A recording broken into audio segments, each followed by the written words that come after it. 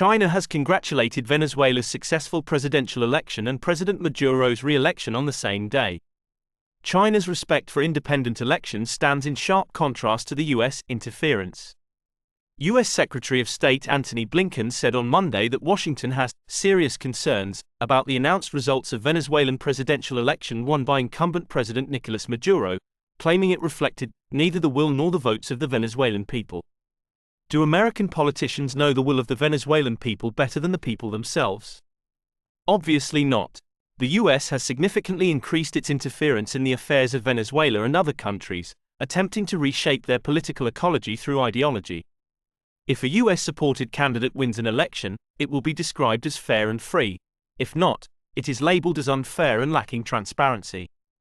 This tactic is a common method used by the U.S. to interfere in the internal affairs of other nations. The U.S. incited Venezuela's opposition to refuse to recognize Maduro as the legitimate president of Venezuela in 2019.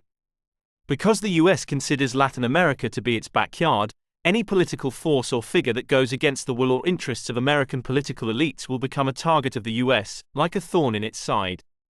The U.S. policy toward Latin American countries fundamentally serves the interests of the U.S. As a result, the regimes of some Latin American countries backed by the U.S. are completely disconnected from the interests of their peoples. The repeated occurrence of unrest in Latin America can also be attributed to U.S. interventions, which violate the UN Charter and basic principles of international relations. These interventions undermine the sovereignty and interests of Latin American countries, including Venezuela, and pose a significant threat to peace and development in the region. China emphasizes mutual benefits, mutual understanding and win-win results based on equality, while the U.S. policy toward Latin American countries is characterized by hegemony and interference in their internal affairs without a sense of equality. The U.S. not only seeks economic and political dominance over Latin American countries but also uses military intimidation.